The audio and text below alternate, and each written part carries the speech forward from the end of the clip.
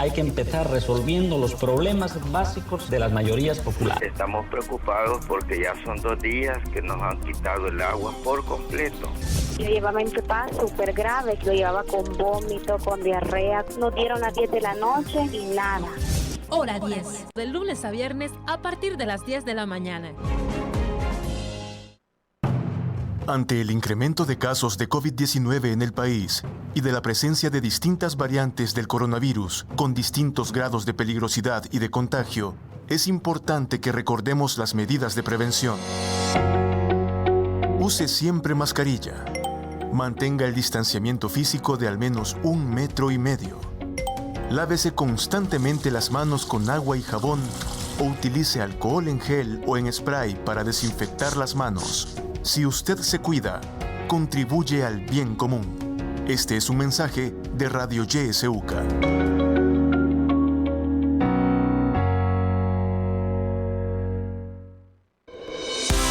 En la internet puedes buscarnos en nuestra página web www.ysuca.org.sb, en Twitter como @ysuca917 y en Facebook como Radio YSUCA 91.7 FM. YSUCA, contigo en la nueva era digital.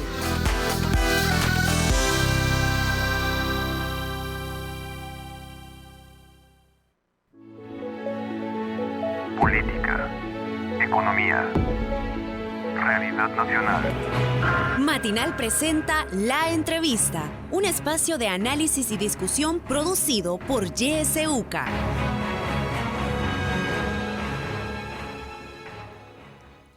Muy buenos días, bienvenidos a la entrevista de YSUCA. Gracias por acompañarnos a abordar un tema más. Este día vamos a hablar sobre la situación económica del país y el Bitcoin.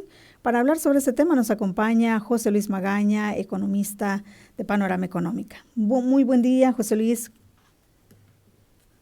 Buenos días, muchas gracias por la invitación. Buenos días también a los amigos, amigas que nos están escuchando. Así es, les recuerdo que pueden seguir esta transmisión también a través de Facebook Live. Ahí también nos pueden dejar sus comentarios o sus preguntas ya para la segunda parte de esta entrevista. Bueno, José Luis, comencemos. Los precios de los granos básicos siguen aumentando.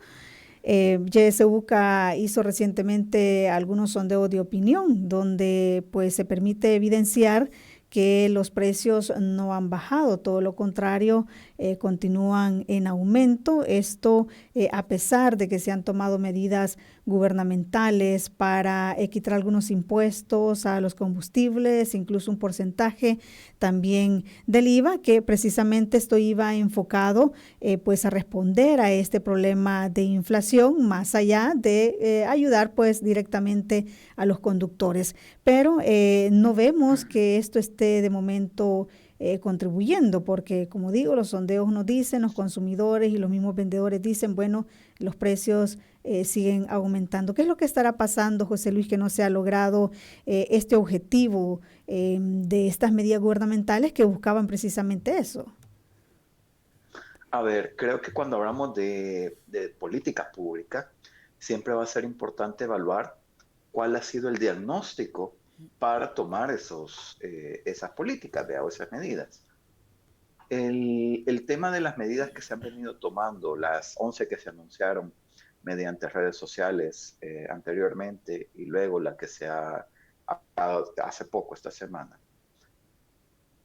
parten de intentar combatir algo desde lo superficial, ¿sí? Están diciendo, o el tema de los combustibles, se le ha quitado el FEFE, se le ha quitado el COTRAN, una parte del IVA, ahora se está diciendo que el Estado va a subsidiar el precio del combustible. Pero ¿qué es lo que pasa? Eso no va atacando la raíz del problema, o no es capaz de ver a dónde está siendo originado, ¿verdad? Y cuáles son realmente las capacidades del Estado para abordar el problema. Ya en varias otras ocasiones hemos hablado que el tema del precio del petróleo, el precio de los combustibles, es algo que viene de los mercados externos, ¿sí?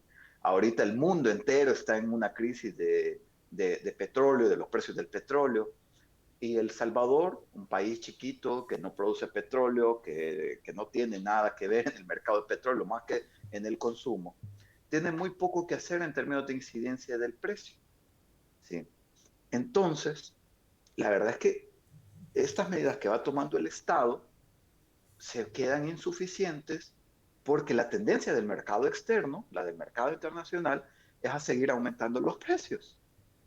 Y por mucho que el Estado vaya quitándole este impuesto, el otro impuesto, el otro impuesto, el otro impuesto, pues eso no se va a terminar de ver reflejado porque el precio internacional del petróleo sigue aumentando. Y la última medida que se ha venido o que se aprobó últimamente fue que el Estado iba a subsidiar, iba a congelar el precio del combustible y el resto lo iba a subsidiar el Estado. Eso de nuevo significa que, ojo, el Estado no da nada gratis. Eso se va a pagar con los impuestos, vea que nosotros y nosotras contribuimos. Pero, de nuevo, no toma en cuenta que la tendencia del precio del petróleo sigue aumentando. Y por lo tanto, la carga para el Estado de ese subsidio va a ser cada vez mayor. Y habrá que ver de dónde van a salir los fondos para poder subsidiar o para poder financiar ese subsidio. Entonces, hay que ver ese mercado externo. ¿Cuál entonces? Vea, o por ejemplo, el tema de los aranceles, que se eliminaron aranceles.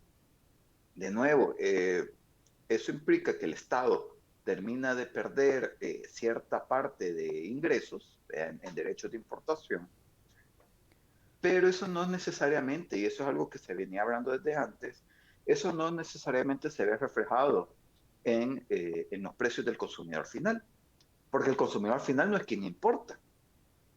Esa reducción de los aranceles beneficia a quienes importan, a los importadores.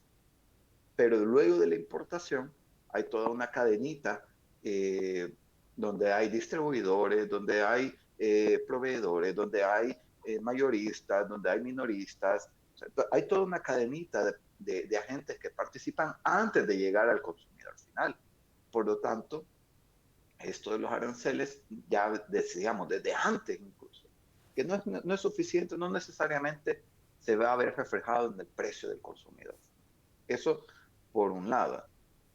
Por lo mismo, porque el tema de la inflación o el tema de los precios de estos productos tiene mucho que ver con el mercado externo y con el precio del petróleo. ¿Por qué? Porque si estamos importando hortalizas o estamos importando alimentos, esos tienen que transportarse, ¿verdad? Entonces tiene que pagar un combustible. Por más que el Estado esté dejando de percibir los aranceles, pues el aumento del precio del petróleo se va a seguir viendo reflejado en toda esta cadena de transporte que se deben de hacer para lograr la importación. Y lo que se hace con los aranceles o disminuyendo aranceles es justamente facilitar las condiciones para la importación y por lo tanto aumentar la importación y por lo tanto aumentar la dependencia a todo ese mercado externo. Y ahí es donde vamos viendo que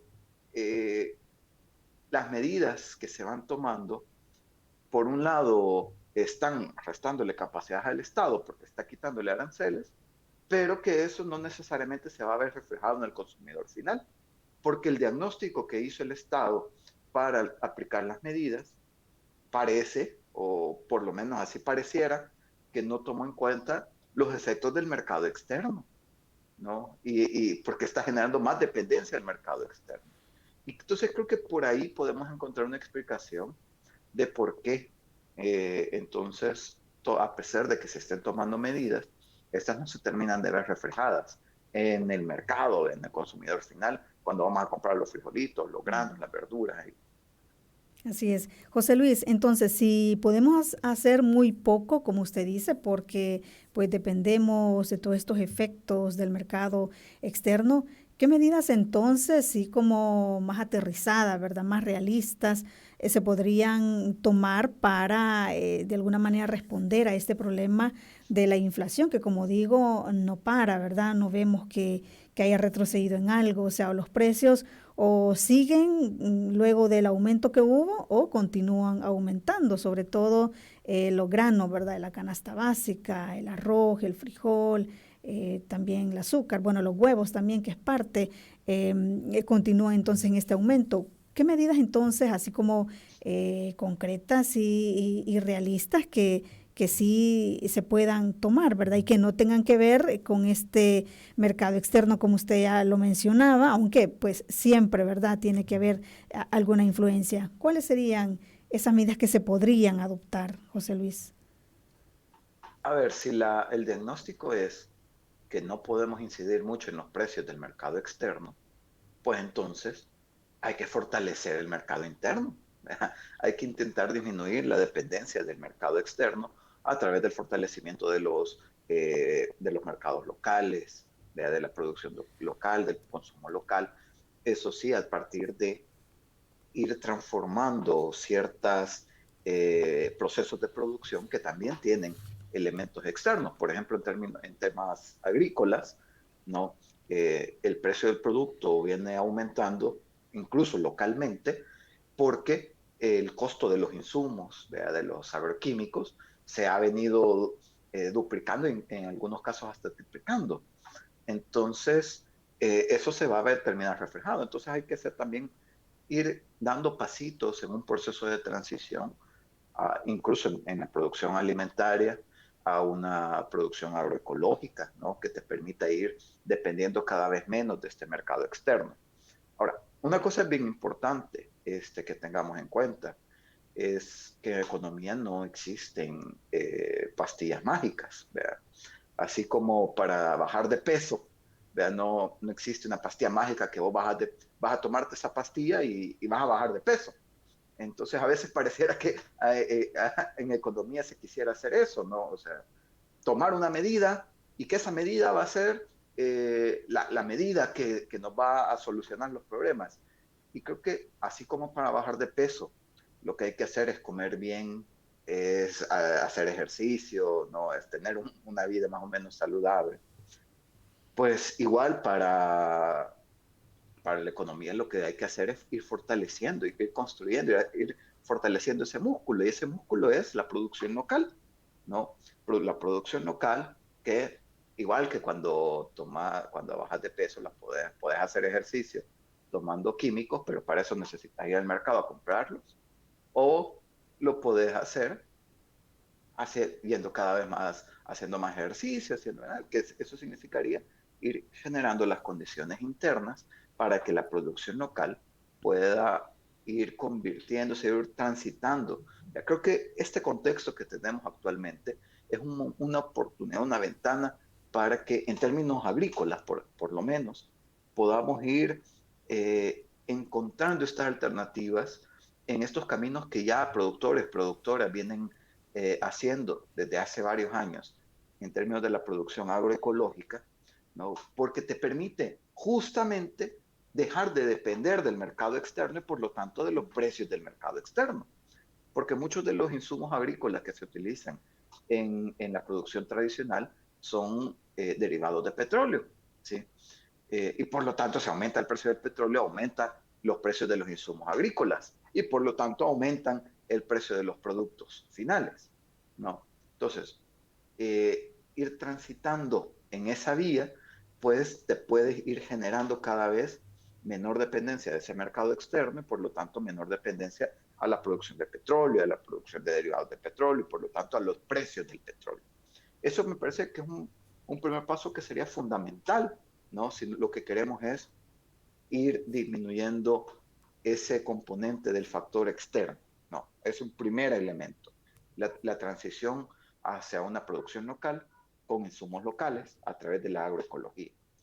Pero un segundo momento o una segunda conjunto de medidas debería de ir por el lado de acercar a productores y a productoras con consumidores y consumidoras. Como decíamos antes, entre el productor o la productora y la persona consumidora hay un montón de pasos previos, hay un montón de agentes que participan ahí y cada agente se va llevando también su pedacito. ¿Ya? Entonces, en la medida que se pueden ir acercando los espacios de producción y los espacios de consumo, podemos ir generando mejores precios para los consumidores y mejores precios también para los productores, ¿no? Entonces, todas las medidas que puedan ir en ese sentido, ¿no? Ya sea a través del Estado que sirva como intermediario entre el productor y el consumidor, o mecanismos de participación directa, de encuentro directo entre productores y productoras y consumidoras, pues pueden ir abonando en ese sentido. Bien, muy bien, José Luis, nos queda claro fortalecer entonces el mercado local, ¿verdad? Apostarle a la agroecología, eso es muy importante. José Luis, también creo que es importante hablar sobre la transparencia que debe haber también en todas estas medidas económicas que se tomen, y usted ya lo adelantaba anteriormente. Este lunes, pues el presidente anuncia, ¿verdad?, que se van a fijar estos precios de los combustibles, que esto lo va a absorber el gobierno y tiene un costo de 12.5 millones cada quincena, es decir, estamos hablando de unos 50 millones, ¿verdad? Durante, pues el gobierno asumiría este costo. Sin embargo, no han dado pues mayor explicación ni detalle de dónde es que va a salir este dinero, cómo es que se va a financiar este subsidio. ¿Qué implicaciones también puede llegar a tener esta falta de transparencia en estas medidas que se están tomando? Que pues en un inicio es para beneficiar la economía de los salvadoreños, o al menos así es el discurso, pero que a la larga también podría afectar la economía, ¿verdad?, de los mismos salvadoreños, porque no tenemos certeza también de cómo se va a financiar, y como usted decía, al final también nosotros lo terminamos pagando. Y eso no pasa solo con este nuevo medida anunciada o aprobada. Pasa también con el COTRANS, el FEFE, perdón. El FEFE, que estaba en los combustibles, es el que estaba financiando la partida del subsidio al gas licuado. Hasta el momento no sabemos cuál va a ser la alternativa para financiar ese subsidio. Al igual que tampoco sabemos de dónde va a salir el financiamiento para el subsidio al combustible, el precio del combustible. Lo que pareciera es que se están intentando cerrar hoyos, abriendo otros. Y el punto es que no sabemos a dónde es que se están abriendo esos otros hoyos. Por lo menos hasta ahorita el gobierno no ha podido decir o no ha sido capaz de identificar públicamente cuáles van a ser las partidas presupuestarias que se van a tener que recortar para aumentar para terminar de financiar el gas licuado y para financiar el subsidio. ¿A qué se le va a recortar? Creo que eso va a ser fundamental, porque aquí el Estado no genera dinero. El Estado no es un agente económico productivo que está generando ingresos. Los únicos ingresos del Estado son los impuestos que pagamos. Y esos impuestos tienen un límite, ¿ya? Por lo tanto, si se va a recortar en algo, o si se va a aumentar en algo, se recorta en otra cosa. Y es importante que como población, como ciudadanía, podamos saber, ok, se le está aumentando o se le está dando una nueva partida presupuestaria a los subsidios del combustible, ¿de dónde sale ese financiamiento? ¿A qué más se le va a tener que recortar para financiar esto? Se le ha quitado el FEFE al precio de los combustibles. ¿Ok? ¿De dónde va a salir entonces ahora el financiamiento del gas licuado? Porque si no, vamos a estar en un par de meses otra vez el gobierno intentando encontrar financiamiento porque no va a tener el dinero para cubrir eso que está recortando ahora. Y como no sabemos qué es lo que está recortando, pues tampoco vamos a poder saber en ese momento cuál va a ser la estrategia de financiamiento del gobierno. Y por lo tanto, que no sabemos qué se está haciendo con ese dinero que nosotros y nosotras hemos estado aportando. Así es. José Luis, también en esta búsqueda de mejorar la economía, pues además de estas medidas, hay que ver también si lo que sucede en El Salvador, pues la coyuntura y todo esto, de qué manera también va afectando nuestra economía. Hablemos también del perfil de riesgo de El Salvador, ¿verdad? Su nivel de riesgo, ya lo vimos en diferentes notas periodísticas, es el segundo más alto de Latinoamérica, solamente después de Venezuela. Pero esto que ocurre a nivel político, ¿verdad? En el país, hablemos de violaciones a la Constitución, que no se sigue el debido proceso, el régimen de excepción que estamos viviendo actualmente, todas estas medidas adoptadas a nivel político también podría afectar este nivel de riesgo y disminuir también la inversión y por lo tanto afectar nuestra economía. A ver, creo que es importante entender un poquito qué estamos hablando cuando se menciona el tema del riesgo país. Generalmente se mide por esto que se llama el ENVI, es un índice de bonos de países emergentes, donde ahí incluyen casi a todos los países de la región de Latinoamérica. Y lo que nos dice o lo que muestra ese índice es con qué tanto riesgo nos perciben los inversionistas externos al país, o sea, para pedirle, para darnos prestado, para darle prestado a un gobierno. Entonces, lo que dice el ENVI, cuando decimos que es el segundo país con mayor riesgo en Latinoamérica, es que es el segundo país que los inversionistas de los mercados financieros internacionales lo ven con más riesgo de que deje de pagar o que llegue a una situación que no pague la deuda.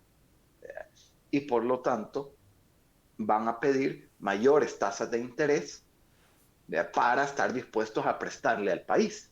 ¿Sí? Es lo mismo que pasa con los bancos.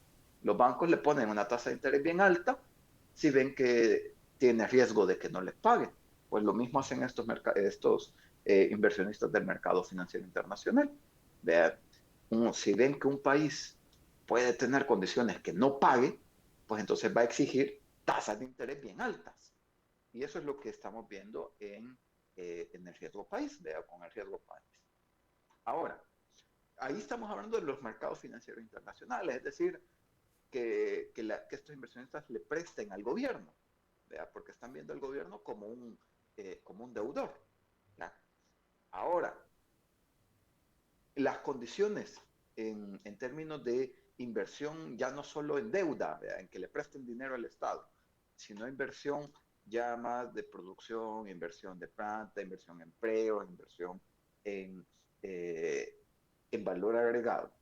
Aquí hay que ver varios determinantes que pueden tener este tipo de inversión. El Banco Central de Reserva en el 2018 generó un estudio donde analizaba el sector exportador o las inversiones que venían para el sector exportador para ver cómo se movían o cuáles eran los determinantes de esa inversión.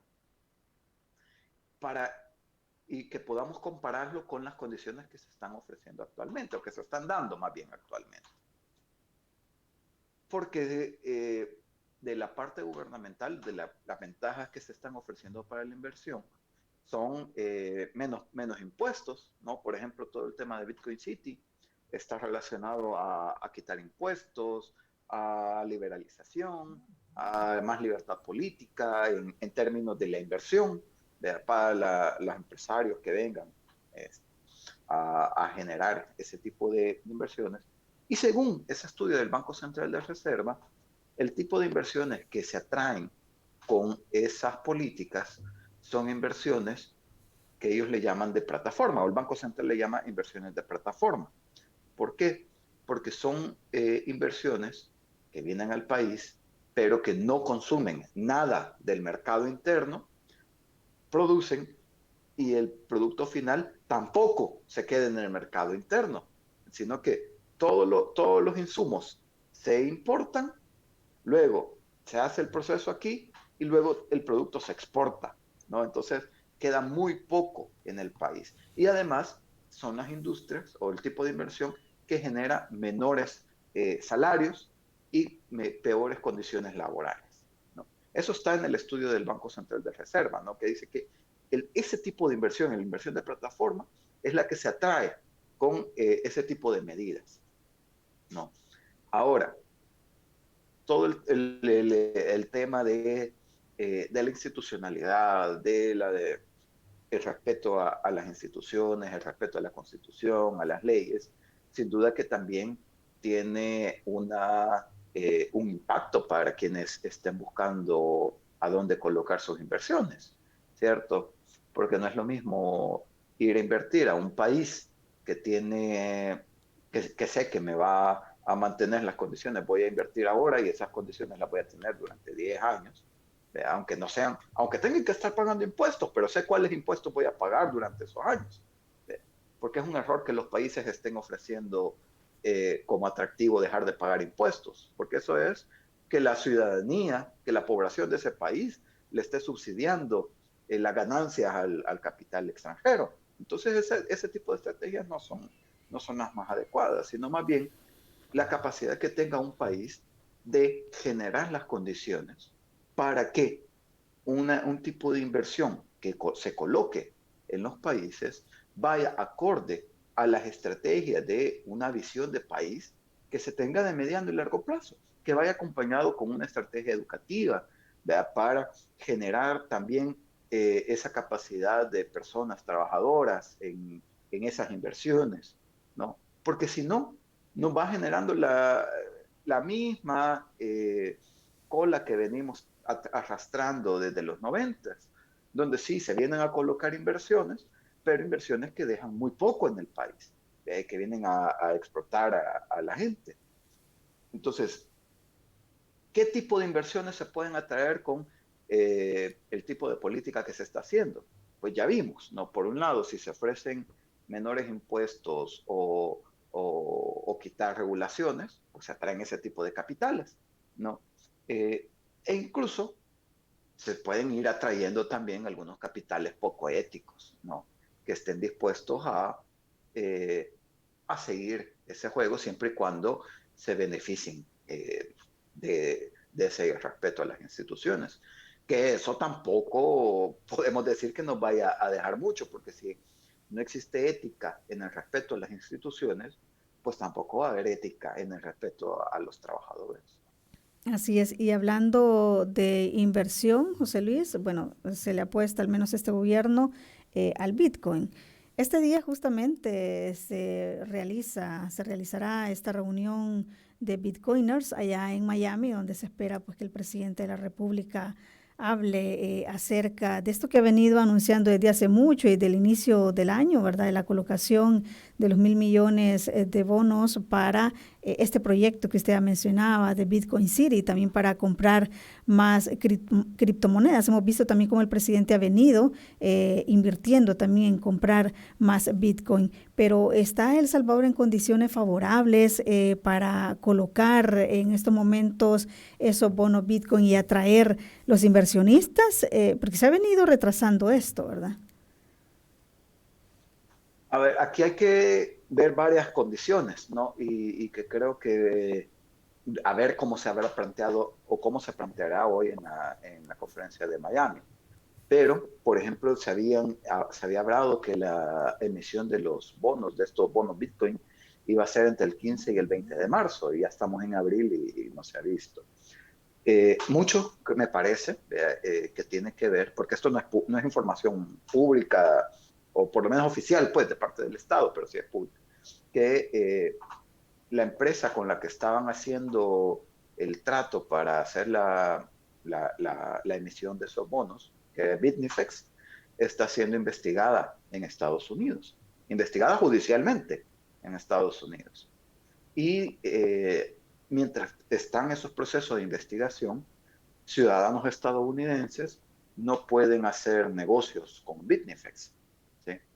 Entonces, eso lo que podría hacer es que le cierra las puertas de los tenedores de Bitcoin en Estados Unidos, o los ciudadanos estadounidenses que tengan Bitcoin no podrían invertir en los bonos Bitcoin, que creo que eso es algo que el gobierno no es un panorama favorable para el gobierno, porque si vemos quienes tienen Bitcoin, el primer lugar son ciudadanos estadounidenses, ¿no? Son los que más tienen Bitcoin, sería como el principal público de esta emisión de bonos.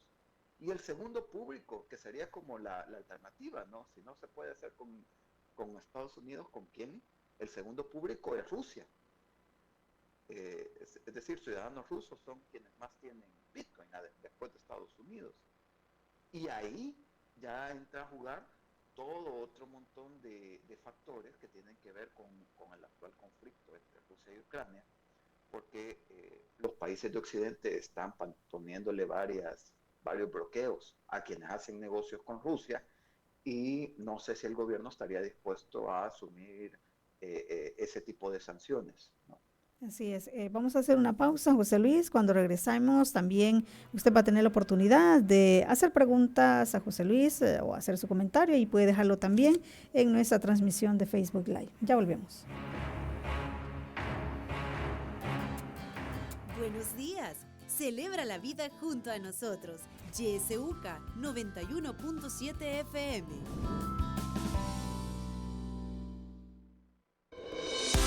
En la internet puedes buscarnos en nuestra página web www.ysuca.org.sv, en Twitter como @ysuca917 y en Facebook como Radio YSUCA 91.7 FM. YSUCA, contigo en la nueva era digital.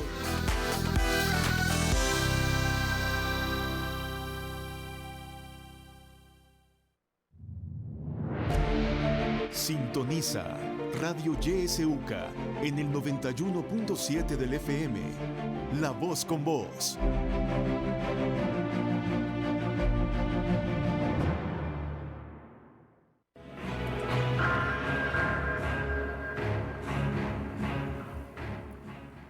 Continuamos con la entrevista de YSUCA. Son las 7 de la mañana con 32 minutos. Hoy estamos hablando sobre Bitcoin y la situación económica del país, y nos acompaña José Luis Magaña de Panorama Económico. Es momento de que usted pueda marcar nuestros números: 2275-9501, 2275-9502. También nuestro WhatsApp, recuerde, está disponible, el 7571-2779. Y puede dejarnos sus mensajes. Ya tenemos mensajes que nos llegan vía redes sociales. Voy a dar lectura. Dice: buenos días. Ya es tiempo de decirle a la población que no hay nada gratis. Si quieren comida gratis, alguien tiene que producirla, y si tienen que pagar por algo, dice, o sea, en este caso el Estado, muchos salvadoreños quieren ayuda, pero en realidad lo que quieren es que se les dé todo gratis, y así no funciona, a menos que produzcamos de sobra, dice. Se debe apoyar socialmente, pero esto debe venir de impuestos. Nos dicen otro mensaje: buenos días, creo que nos toca según las posibilidades con los huertos caseros, y pues sembrar, dice, tomates, yuca, chile, lo que podamos consumir. Es otro mensaje. Vamos a dar paso a una llamada y luego continuamos con la lectura de los mensajes. Buenos días. Buenos días. Sí, adelante. Un saludo ahí al invitado José Luis. Preguntas concretas para no quitar mucho tiempo. El arancel sobre las harinas, José Luis, dijeron que se iba a ver reflejado después a los 3 días, pero lo que tenemos ahorita es la espada de Damocles, que dicen que va a haber otro aumento. Ya esta gente que le traen la harina, eso que tú estabas tocando es un buen punto que el gobierno debería tomar. La distribuidora entenderse con los panificadores, que nos proveyeran ellos, porque se los dan a otra gente, esa gente gana, y es una cadenita que cuando llega a nosotros, no hombre, si ya la bolsa de harina está llegando a $25, al igual que la manteca y todo lo que utilizamos, si nosotros ya estamos con la soga al cuello, los panificadores, y nos estamos reuniendo porque 80 panaderías de todo El Salvador ya cerraron, y así con este rumbo que llevamos, nosotros también vamos a cerrar. Y eso de que el gobierno dice que está absorbiendo todo eso de las alzas, ¿y de dónde va a salir el dinero si no hay almuerzo gratis? Nosotros como panificadores estamos sumamente preocupados porque la materia prima va para arriba y nosotros no podemos estar haciendo alzas cada mes que le van subiendo. Ya nos dijeron que va a subir $3 más la bolsa de harina. Y el gobierno lo que dice, que nosotros le digamos a dónde es que la están vendiendo cara. Pero si eso no soluciona el problema, el gobierno dijo que se iba a reunir con nosotros, pero ahorita es canto de sirena. Nosotros estamos esperando una solución como gremio, si no nos van a tener en la calle como estábamos en el 2009. Pasá buenos días. Muy buenos días, gracias por su participación. Carmen Flores dice, creo que las medidas que toma el gobierno lo llevarán antes de lo previsto al impacto de obligaciones como por ejemplo salarios, porque si disminuís ingresos pero no ajustás el gasto, generás un déficit del lado de ingresos. Roxana Cardosa Ortiz pregunta si los hechos que están dando, dice, alejarán la inversión extranjera. Imagino se refiere a la coyuntura, ¿verdad? Alejarán la inversión extranjera, especialmente a organismos internacionales que no pueden prestar. Tengo entendido que los organismos internacionales, para poderles prestar a un país, ven también el tema de violaciones a derechos humanos y los temas sociales. Tenemos un audio, vamos a escuchar. Muy buenos días, Kenia. Muy buenos días, José Luis. En un posible escenario en el que todos los bonos son colocados, ¿verdad? Esto es difícil porque dentro de los mismos bitcoiners hay algunos que se burlan del ecosistema creado por El Salvador, por el gobierno de El Salvador. Se burlan del archivo, se burlan de los bonos, y hay otros que respaldan por algún tipo de interés, ¿verdad? No se puede dudar. Pero la pregunta es, en un posible escenario en donde se colocan todos los bonos, ¿qué tan beneficioso sería para los salvadoreños?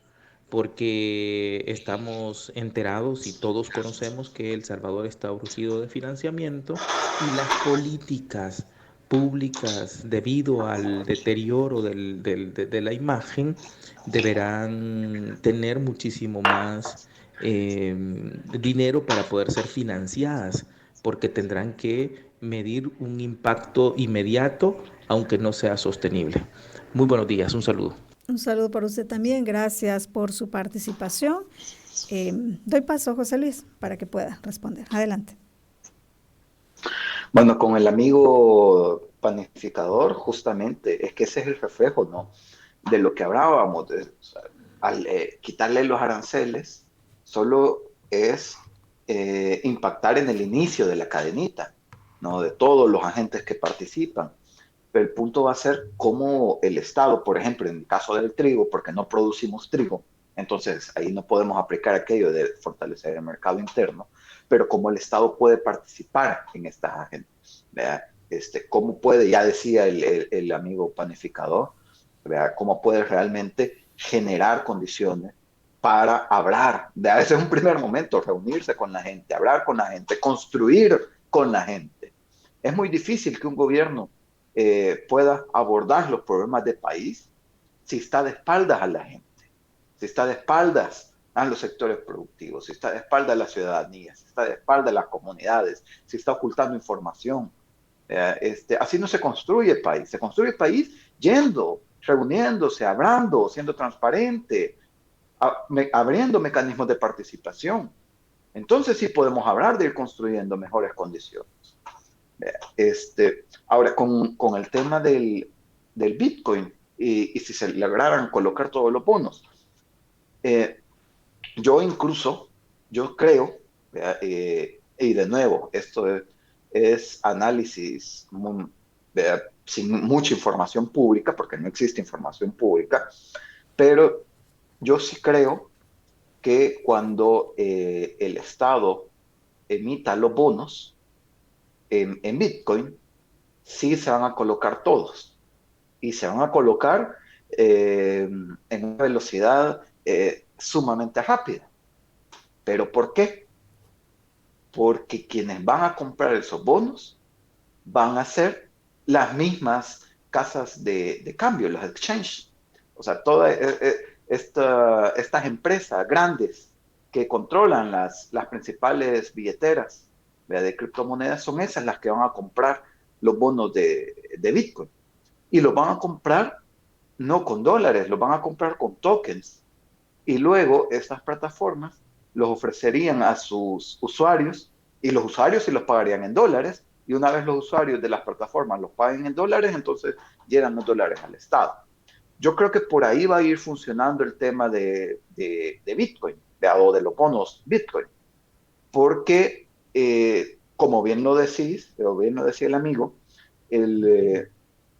hay mucha parte de la misma comunidad de cripto que está viendo con recelos a El Salvador y al modelo que se ha implementado, y que no está bien del todo dispuestos a invertir o a poner su dinero en Bitcoin. De hecho, que los tenedores más grandes de Bitcoin realmente no están del todo interesados en El Salvador.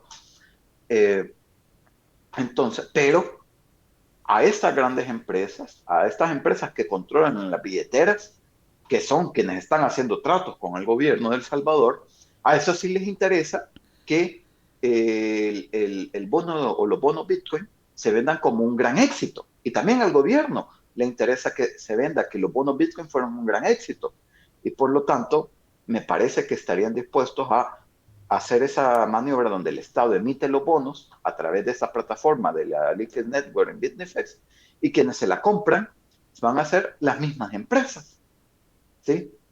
Para luego pasarle la factura a los usuarios de sus plataformas, ¿no? Yo creo que por ahí un poco va a ir funcionando, según leyendo un poco el mapa de con quiénes se está relacionando tanto el gobierno como estas empresas, y cómo han venido funcionando en el pasado, por lo menos en Estados Unidos, estas empresas. Entonces yo creo que un poco va a ir por ahí. Ahora, ¿qué efectos puede tener eso en la población? ¿Qué impactos positivos puede tener en la población? A ver, el gobierno pues ha tenido ya 4.000 millones de dólares en deuda, y lo que hemos visto de beneficio para la población.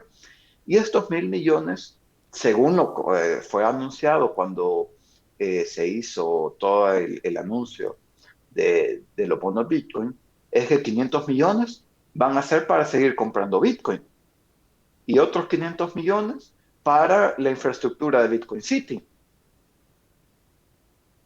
Ni comprar 500 millones en Bitcoins, ni gastar 500 millones en infraestructura de Bitcoin City, le pone a la gente frijolitos en la mesa, ni tortillas en la mesa, ¿no? Y es así de la estructura que el mismo presidente dijo que iba a utilizarse, ¿no? Vamos a ver si también habrá que ver si eso va a ser cierto, ¿no? Porque hemos visto cómo se hacen anuncios donde los fondos se dicen que van para una cosa y se terminan utilizando para otra.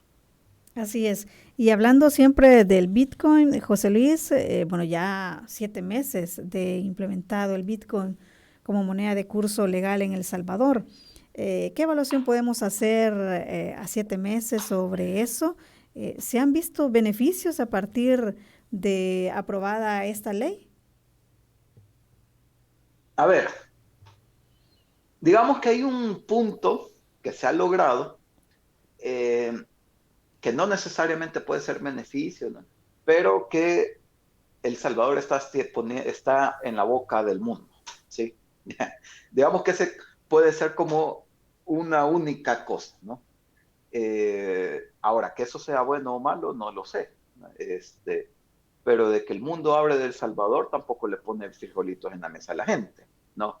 Ese es un beneficio, digamos, como externo, ¿ya? Ahora, en términos concretos aquí, con la población, pues realmente el Bitcoin no ha tenido ni siquiera mayor apertura dentro del uso. No vemos en la cotidianidad haciendo transacciones en Bitcoin a la población. No es algo que realmente se esté usando de manera cotidiana. Posiblemente uno que otro lo haga, pero no es una utilización masiva del Bitcoin, ¿no? Ni del archivo wallet. Ahora, ¿qué nos ha dejado? Nos ha dejado un pozo sin transparencia. Este fideicomiso Bitcoin se está creando o se ha utilizado como otro fondo donde el Estado no da cuentas, ¿no? Ahí hemos visto cómo el mismo presidente dice que él tuitea desde su teléfono y desde ahí mismo compra Bitcoin. Vimos cómo se gastaron más o menos 15 millones, no solo porque estaba barato el Bitcoin en ese momento, o que se gastaron cerca de 4, 5 millones porque era el 21 del 21, ¿no? Entonces, ¿cuáles son los criterios bajo los cuales se está comprando el Bitcoin? No lo sabemos todavía. El ministro de Hacienda de repente dice en varias entrevistas que hay un comité y que hay una decisión colegiada de cuándo comprar Bitcoin, pero el mismo presidente luego dice en Twitter que él compra en su teléfono cuando quiere. Entonces no sabemos ni siquiera quién compra Bitcoin, cómo se compra el Bitcoin, qué pasa con las pérdidas o ganancias. Se habla del hospital veterinario que se construye con ganancias de Bitcoin, pero que eso puede ser muy cuestionable en la medida que dice el mismo gobierno que no ha vendido Bitcoin, porque cuando se le cuestiona sobre las pérdidas que tiene el Bitcoin cuando cae, el mismo gobierno dice que solo se hacen pérdidas cuando se vende el Bitcoin a ese precio. Pues esa misma lógica también aplica en las ganancias. No hay ganancias de Bitcoin hasta que se vende Bitcoin a ese precio. Y hasta el momento no hemos visto ventas de Bitcoin ni en subidas ni en bajadas. Es decir, que no es que hayan habido pérdidas, pero tampoco han habido ganancias.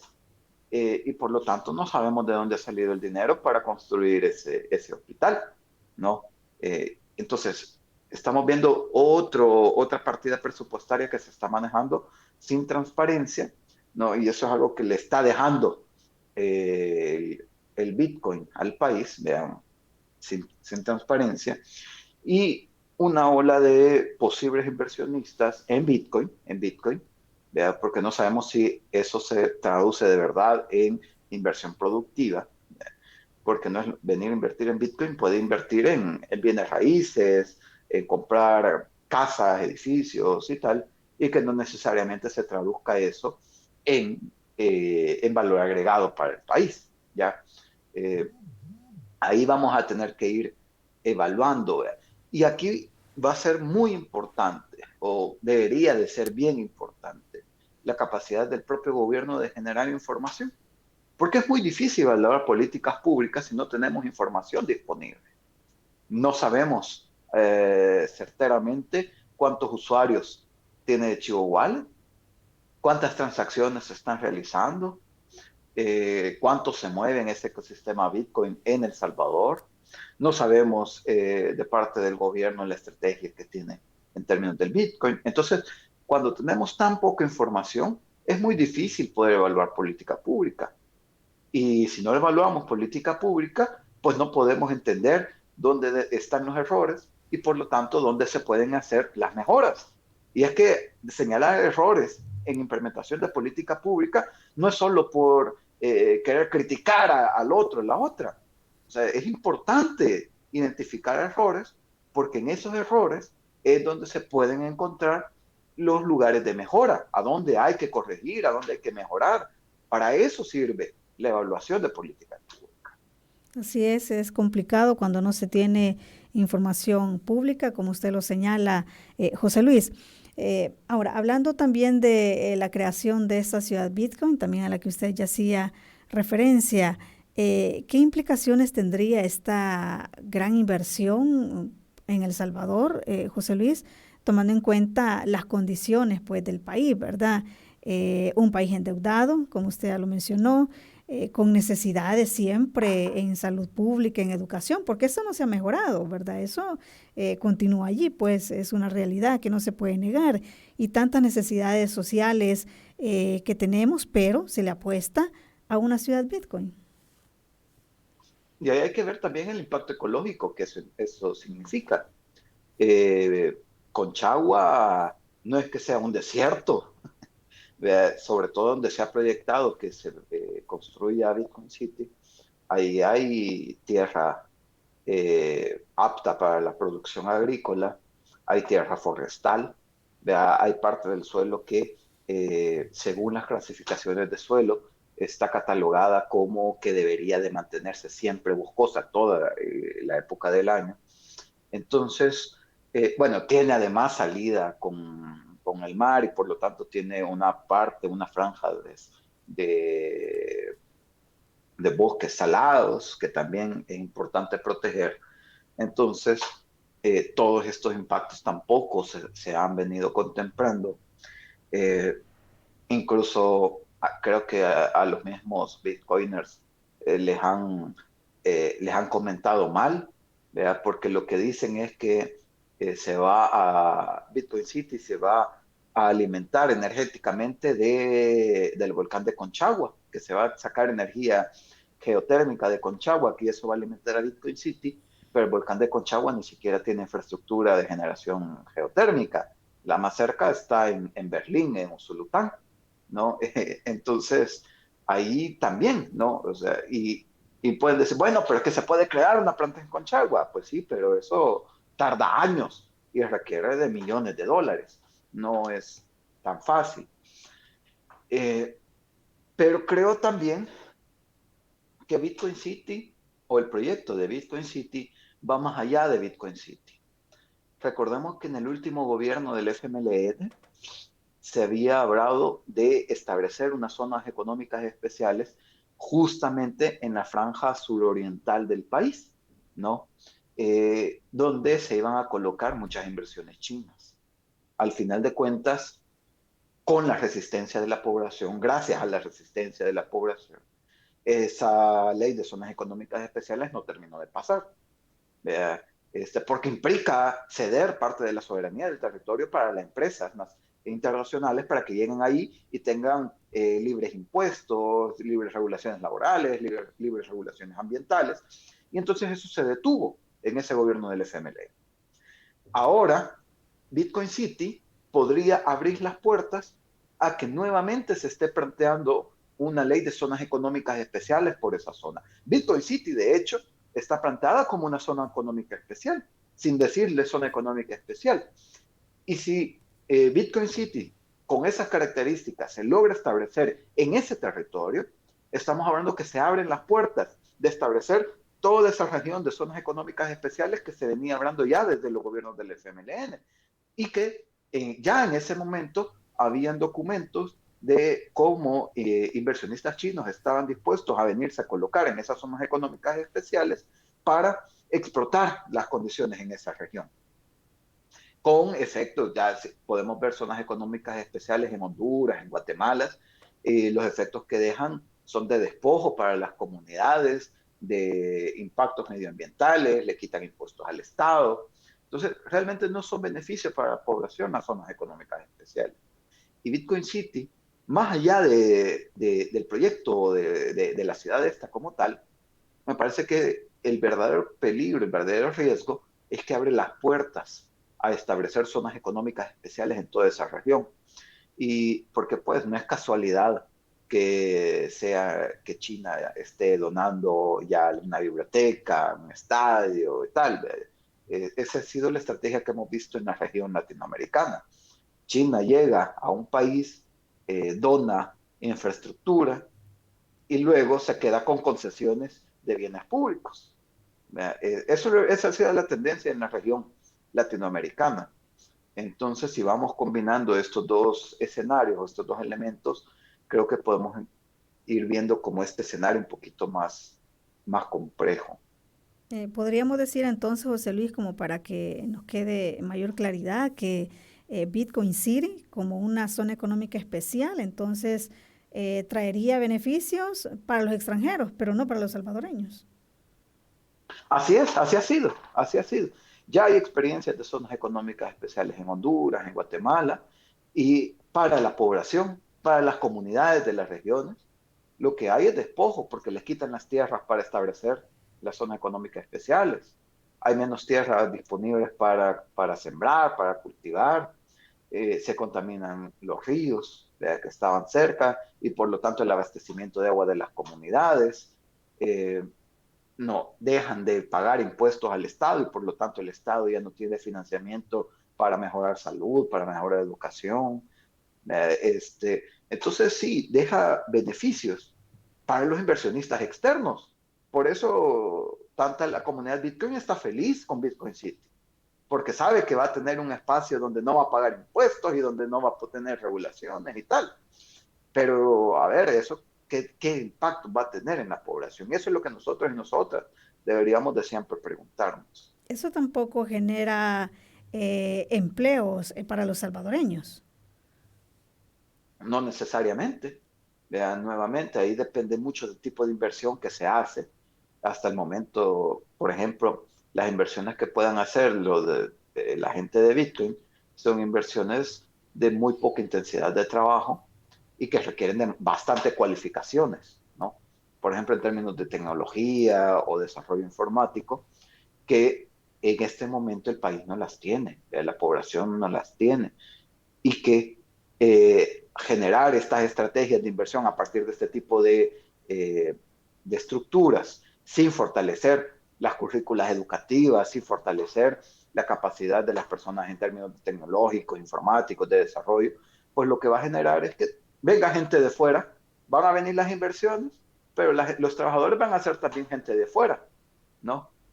Y a la población lo que le va a tocar es construir las casas, limpiar las casas, o sea, este tipo de trabajo casi estaríamos generando una estructura migrante al interno del país, ¿no?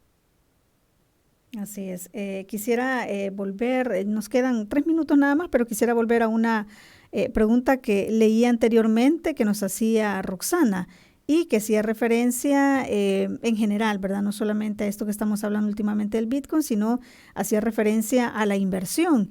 Y decía que pues hay países que para invertir toman muy en cuenta las violaciones a los derechos humanos, los factores sociales que puedan haber. Esto, José Luis, podría afectar a El Salvador la inversión de todo tipo, ¿verdad? Pero también en este tipo de inversión que estamos hablando, de estas empresas que podrían venir a estas zonas económicas especiales, o esta situación interna pues no tendría como mayor digamos, bloqueo para estas empresas que quieran venir a invertir acá. No, para las empresas, ahí depende mucho de la ética de las empresas. Las empresas que estén dispuestas a sumarse a la ola de violaciones de derechos humanos, pues no tendrán mucho problema en venir también. Pero si no tienen ética en respetar, en respetar los derechos humanos, pues tampoco van a tener ética en respetar los derechos laborales, ni tampoco van a tener ética en respetar los derechos ambientales, ¿cierto? Entonces, sin duda que este panorama político del país, ¿no? de mucha ataque a las instituciones, a las leyes, a los derechos humanos, lo que va generando es también que el tipo de inversionistas que se están atrayendo son ese tipo de inversionistas. Si están dispuestos a venir a un país e invertir y hacer tratos con un gobierno que está violando los derechos humanos, pues seguramente cuando vengan al país y coloquen sus empresas tampoco van a tener problemas en respetar los derechos laborales o los ambientales. Sí, bueno, se está dando entonces como el escenario, ¿verdad? Propicio y perfecto para estas empresas. Muchísimas gracias, José Luis. Gracias por haber abordado este tema siempre económico, que es muy importante para la población. No, muchas gracias a ti, Kenia, por la invitación y a los amigos, amigas por habernos escuchado. Así es, muchísimas gracias a usted también por haber participado. Puede volver a ver y escuchar esta entrevista en nuestro Facebook Live. También le invito a que visite nuestro canal de YouTube y también se suscriba. Búsquenos ahí como Radio YSUCA 91.7 FM. Muchísimas gracias, nos escuchamos el día de mañana. Que tenga un excelente día.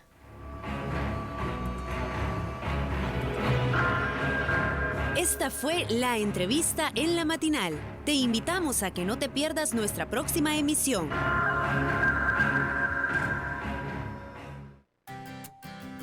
En Radio YSUCA celebramos la vida. Buenos días.